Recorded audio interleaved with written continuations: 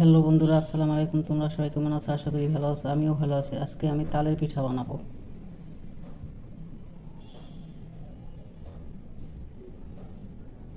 তালের চামড়া ছুঁড়ে পরিষ্কার করে নিয়েছি। তালগুলো এখন আমি বিচিগুলো আলাদা করে তারপর তালের গাঁত বের করব। তালের গাঁত বের করার জন্য আমি একটা ঝাঁঝরি নিয়েছি। এরকম ঝাঁঝরি অনেকের ঘরেই থাকে। এই ঝাঁঝরির মধ্যে আমি তালের গাঁত বের করব।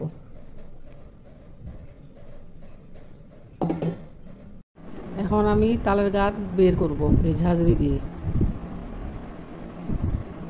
তাল আমি আঠিগুলো আলাদা করে নিয়েছি। এখন তালের রস বের করব।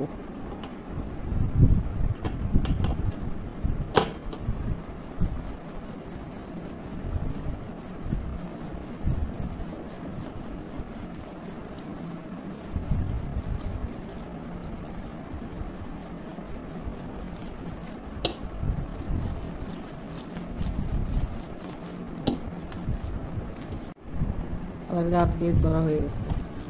দেখাবো এখন কতটুকু তালের গাছ বের হলো। এই যে দেখুন,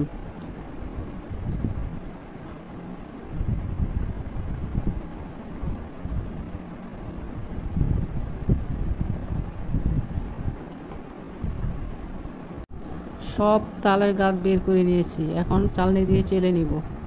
এরকম একটা চালনি নিয়ে তারপর চালনির মধ্যে চালবো। তালের অনেক ছাগড়া আছে, ওগুলো বের করে নিব সেকে।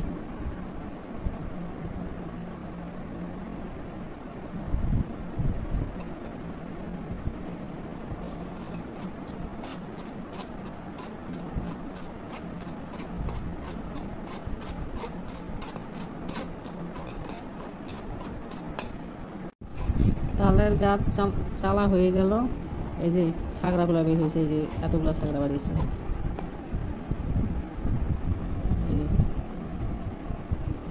এতগুলো তালের গাছ হয়েছে, এগুলো চেলে পরিষ্কার করে নিলাম। উপর থেকে এই যে তালের আঁশগুলো বের করে নিলাম চালনি না চেলে।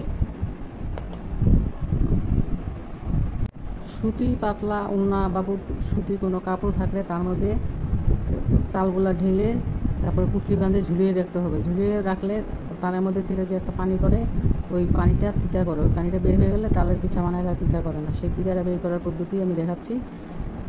এটা আমার ওড়না, ধোয়া পরিষ্কার ওড়না নিয়েছি আমি। এটার মধ্যে আমি তালগুলা ঢেলে বেঁধে ঝুলিয়ে রাখবো। এরকম পুটুলি বেঁধে দড়ির মধ্যে ঝুলিয়ে রাখতে হবে 3 ঘন্টা পর্যন্ত। দড়ির মধ্যে বেঁধে রাখতে হবে।